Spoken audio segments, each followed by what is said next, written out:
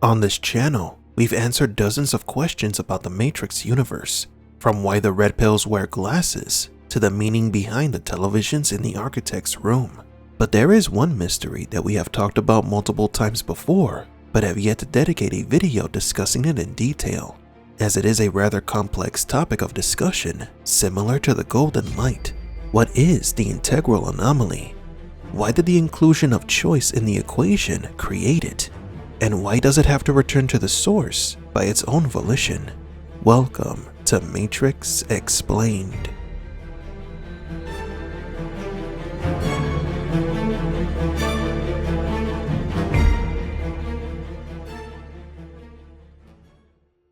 To understand this explanation, we must first assume that there is a working mechanism of the Matrix that is not shown in the movies, but was the original idea of the Wachowskis. The humans connected to the Matrix were being used as processing units. So the purpose of the humans connected to the Matrix changed from being computer processors to batteries. The Matrix is a computer-generated dream world, built to keep us under control in order to change a human being into this. Even though this is the official and canonical explanation given in the film, with Morpheus comparing humans to a literal battery, it does not mean that the original functional aspect of the Matrix was completely discarded from the films, considering that most of the original script remained the same. The plot of the Matrix movies continued to unfold as if the original idea was withstanding. Hypothetically speaking, if the original idea of the machines using the human brain to help create the simulation was kept, the glitches, the failures in the Matrix, and the emergence of the anomaly make more sense.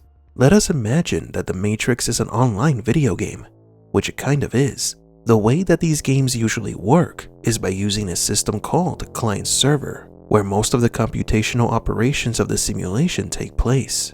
The clients, which are individual users or players, send inputs to the server for it to process them. Most commercial online games work this way, but there is another way that online games can work, which is called a peer-to-peer system. Under this system, the tasks and workloads of the computer processors are divided between the peers, as in the users. Peers are equally privileged, equipotent participants in the game, and also make a portion of their resources, such as processing power, disk storage, or network bandwidth directly available to other network participants without the need of a central server. They are both suppliers and consumers of resources.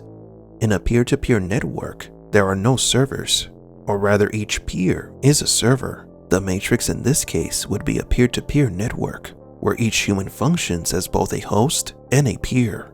This is the reason why red pills can manipulate the Matrix, because by contributing to the simulation and being aware of what it is, they can manipulate their immediate reality depending how strong their mental prowess is. That's why Morpheus told Neo to free his mind before jumping off the building. Fear, doubt, and disbelief. Free your mind. And why the Spoon Boy told Neo that to bend the spoon, he must first realize that there is no spoon. Do not try and bend the spoon. That's impossible. Instead, only try to realize the truth. What truth? There is no spoon. If Neo believes that the spoon does not exist, then he can manipulate it with his mind, because it is a construct of it. This is also why the One has greater powers than any other red pill, because he carries the code of all the human doubts of the Matrix, and therefore can affect it at a bigger scale. But why would the machines create a network where they depend on the humans instead of having a central server controlled by themselves? Well, because a peer-to-peer network provides certain advantages. The network doesn't depend on a centralized location for its system. If it did, then someone could destroy the central server of the Matrix and destroy the entire simulation. But since the Matrix is not on a server, there is no specific location that can be destroyed and take down the system entirely. The red pills would have to disconnect or kill all the humans connected to the Matrix to destroy it. And this is why they have not been able to do so. But this type of network also brings its disadvantages, as workload is distributed among the peers, If there is so much an issue with one peer, all peers will be affected. And there lies the machine's biggest problem with the system. People's minds help create the matrix. Everything is fine as long as all those connected to it believe in it. But as soon as someone begins to doubt the simulation, that doubt spreads and creates glitches in the matrix.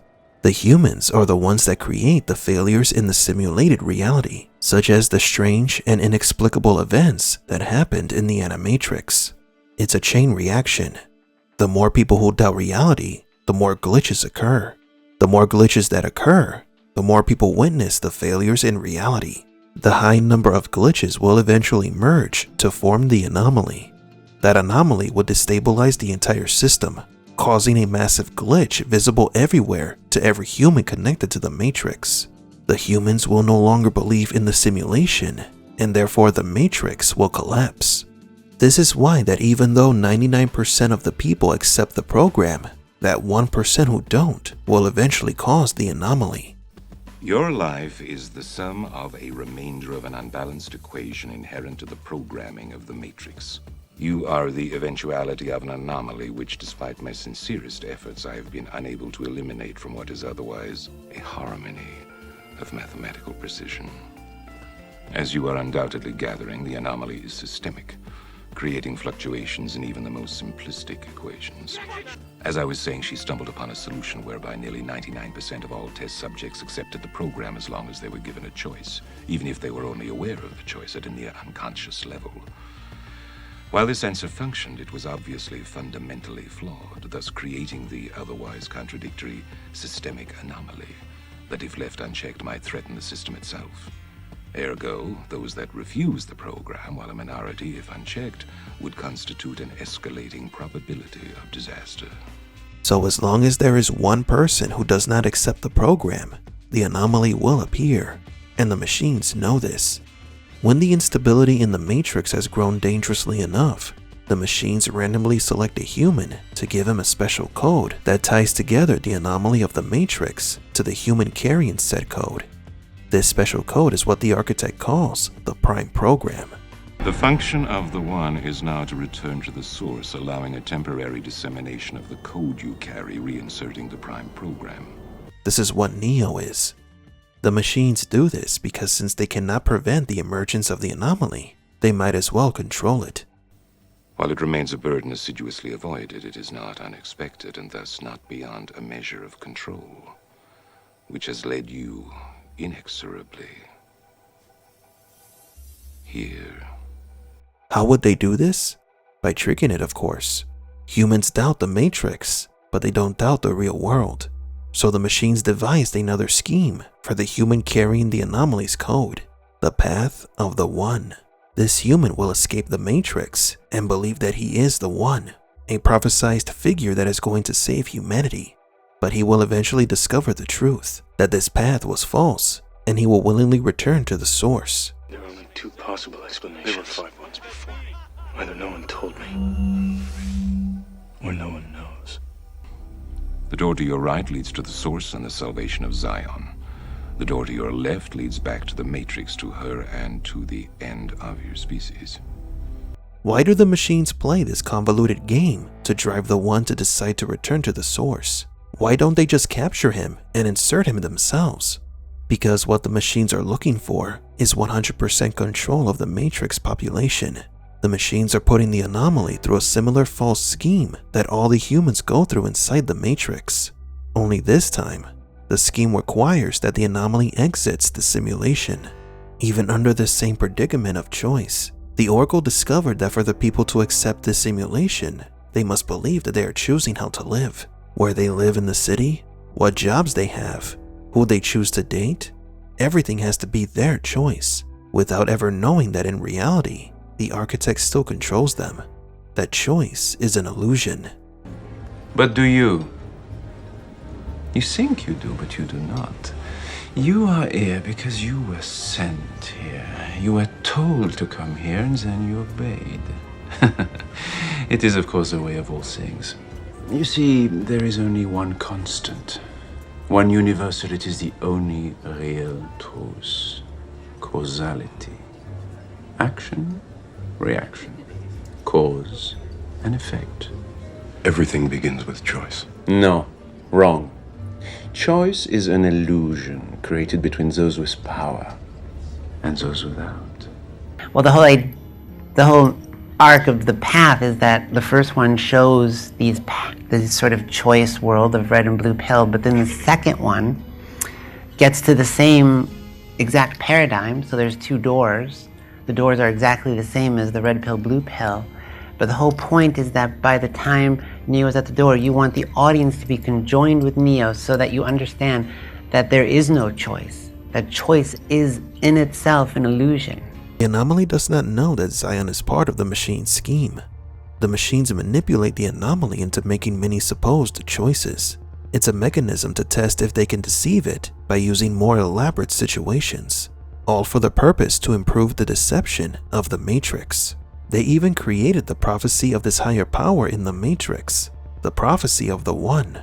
It was made to make the One believe that his abilities to manipulate the Matrix was due to him being some kind of savior, instead of an error in the system.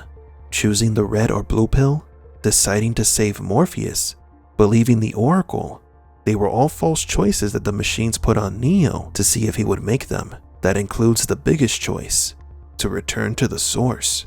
If the Anomaly chooses to enter the source, it means that the machines were successful in fooling him.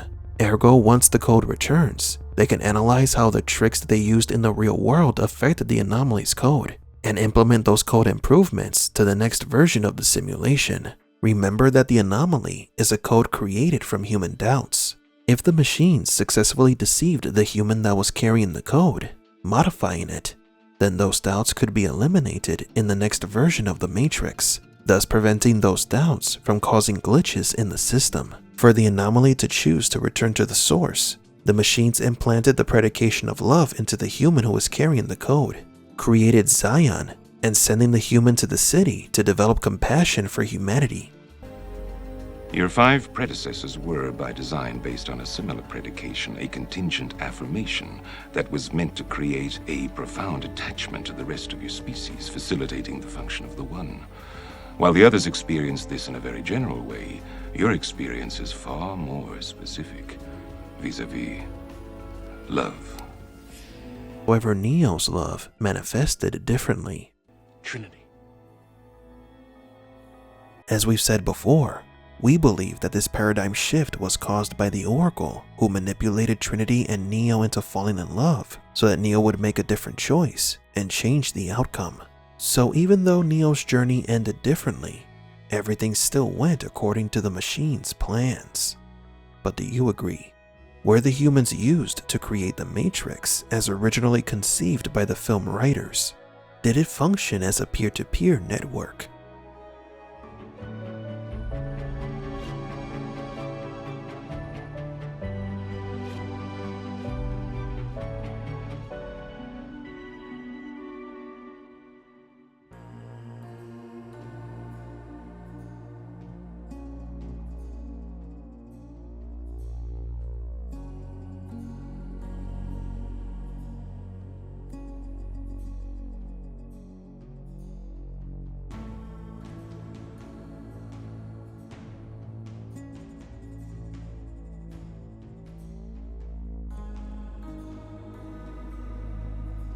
For Matrix Explained, please leave a like and subscribe.